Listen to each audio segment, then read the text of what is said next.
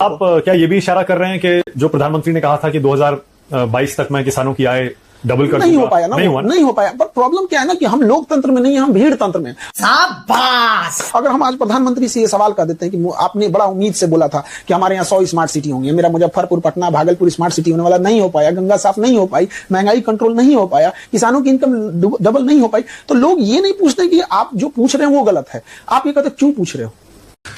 तू समझा? हाँ। नहीं, तू समझा नहीं। अब हमको ये नहीं समझ में आता है, तो शायद हमें लगता है कि हमसे गलती हो गई। हमें ये सवाल सी जिनपिंग से पूछना चाहिए या डोनाल्ड ट्रंप से पूछना चाहिए, क्योंकि हमारे यहां तो लोग नाराज हो जाते हैं। ये तो मानेंगे कि प्रधानमंत्री की जो योजना चल रही है, किसान सम्मान निधि योजना, उससे फर्क पड़ा है 6,000 रुपए जो मिलते हैं साल के, या नहीं? अब मेरा पैर तोड़ के आप हमें बैसाखी दे दीजिए और कहिए कि आप बहुत अच्छे हैं। आप सोचिए, किसान सम्मान निधि महीने का कितना मिलता है? 500 रुपए महीने का, 500 रुपए।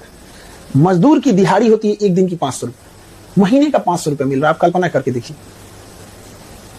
आप सोच सकते हैं, कहते हैं पहले तो वो भी नहीं मिलता था, नहीं, उससे तो बेहतर है। हाँ, उससे बेटर है। आप एक बात बताइए, आप 500 रुपए किसानों को सम्मान निधि महीने का दीजिए और 1600 रुपए डीएपी कर दीजिए, तो बात तो बराबर ही आ जाता है। सही पकड़े हैं आप उसको 500 की जगह उसका यूरिया सस्ता कर दीजिए, 1600 रुपए डीएपी खरीद के ला रहा है, आप उसको 400 रुपए डीएपी कर दीजिए, आपसे नहीं मांगेगा वो। प्रधानमंत्री इतने लोकप्रिय क्यों है फिर? अगर किसानों के लिए कुछ नहीं करते, किसान भी बहुत वोट देता है। नहीं, हमारी बात किसान जो है, नहीं, वैसे कुछ आपका प्रधानमंत्री से नहीं है, हमारी प्रधानमंत्री है तो ऑब्वियस बात है, किसी देश का प्रधानमंत्री लोकप्रिय होता है, तो डोनाल्ड ट्रंप भी लोकप्रिय है। ये गड़बड़ है बाबा। तो भारत नहीं, डोनाल्ड ट्रंप तो फिर भी हार गए थे एक बार, ये तो लगातार तीसरी बार चुन के आए। तो लोकप्रियता अलग चीज होती है, हमारा मेनली वो तो काम करेंगे, सोशल मीडिया है, उनकी अपनी टीम है, इतने बड़े वक्ता हैं, और काम जो मेन धरातल वाला काम, जैसे 370 जैसा बोल्ड डिसीजन ले लेना, हटा देना, तो ऑब्वियस बात है कि इनका बहादुर डिसीजन लिए थे। जो हम तो यही नहीं समझ में आता, जो प्रधानमंत्री 370 जैसा इतना बोल्ड डिसीजन ले सकता है, वो ऑपरेशन सिंदूर में क्यों हट गया? हमको बेसिकली इधर जब से ऑपरेशन सिंदूर वो वापस लिए ना, एकदम दिल टूट गया।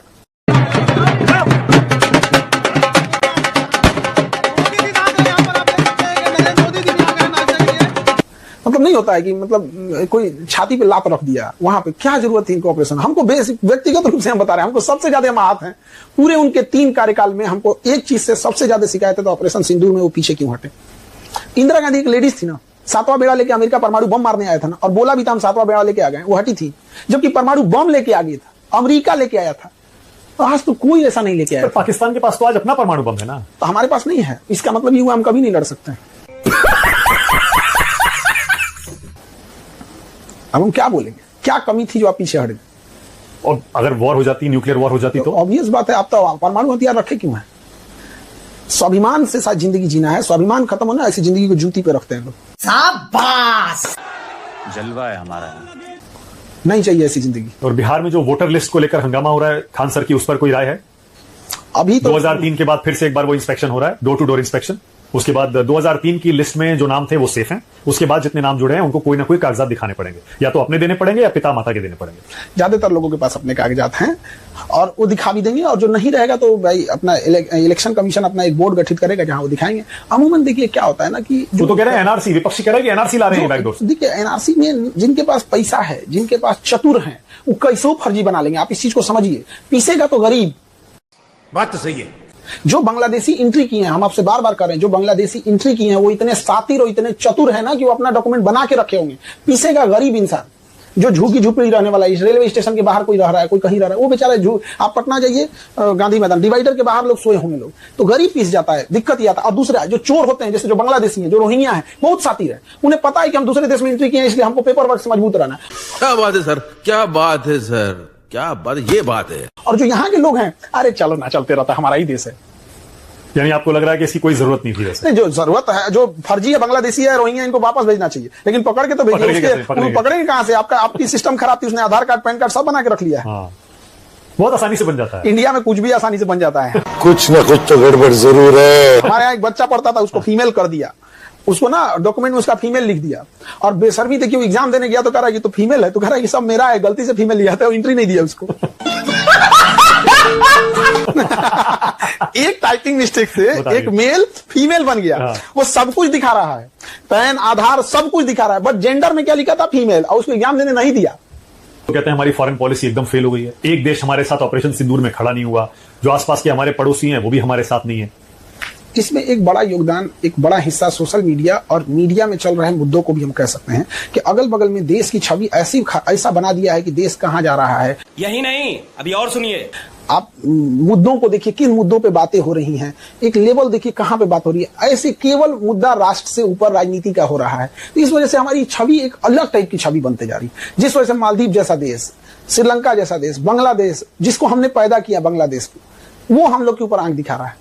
तो हमारी जो छवि है ना विश्व गुरु की, या हमारी जो छवि थी वसुधैव कुटुंबकम की, हमारी छवि राइट विंग की ओर ज्यादा मिटती जा रही है। जो एक रीजन वाले देश में, खास करके जहां देश है, वहां पे क्या हो रहा है कि हमारा निगेटिव इंपैक्ट आ रहा है। हमारे इंडिया में से बहुत सारे लोग सिंगापुर नहीं गए होंगे, लेकिन उन्हें लगता होगा कि सिंगापुर बहुत अच्छा है। कैसे? क्योंकि उन्होंने मीडिया और इन सब चीजों से देखा है।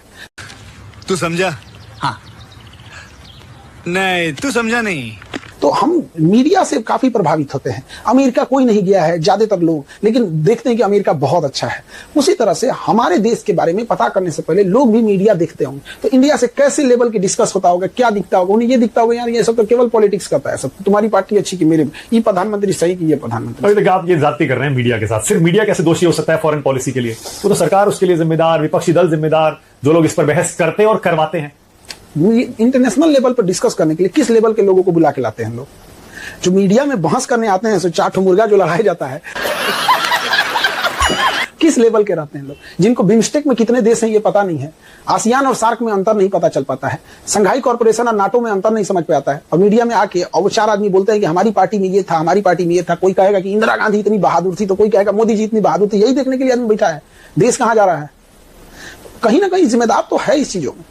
आपको लगता है ट्रंप ने ही सीजफायर कराया था? सबसे पहले ट्वीट उन्होंने किया था और ये बड़ा मुद्दा बन चुका है, क्योंकि आपने सीजफायर का जिक्र किया, इसीलिए पूछा। ये तो मुद्दा बहुत था। ट्रंप ऐसे भी बड़बोला आदमी है, कुछ भी बोल देता है।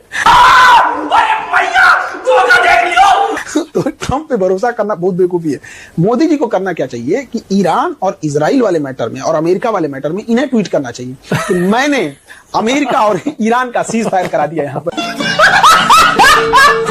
बदला बराबर। लेट ट्रंप तुम उधर करेगा तो हम इधर करते हैं। वो अमेरिका है, वो इसलिए कोई अमेरिका उनको कोई कौन नाराज करता है दुनिया में? कोई नाराज नहीं करता। इंदिरा गांधी नाराज की थी 1971 में, हमारे चौखट पे आके परमाणु बम लाया था, उसके नाक के नीचे हम लोग बांग्लादेश को बना दिया था। ऐसा नहीं है।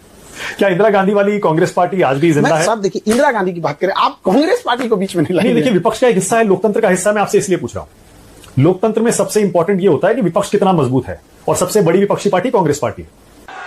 जलवा है हमारा।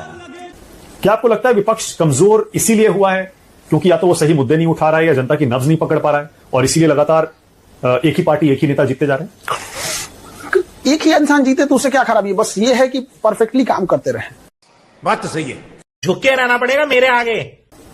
लेकिन विपक्ष को तो मजबूत होना चाहिए। विपक्ष जाने अपना कैसे मजबूत होगा कैसे नहीं। तो पॉलिटिक्स में उतना हम बस एक चीज इतना जानते हैं कि जितना घटिया लेवल का इंडिया में पॉलिटिक्स है, 10-20 समझदार इंसान जिस दिन आ गए ना इस देश में, 10-20 समझदार इंसान, ये जितने नेता हैं समझिए नोकिया मोबाइल की तरह गायब हो जाएंगे सब। फिर को कोई पूछेगा नहीं। फिर ये मुखिया के चुनाव में लड़ेंगे केंद्रीय मंत्री से हार के।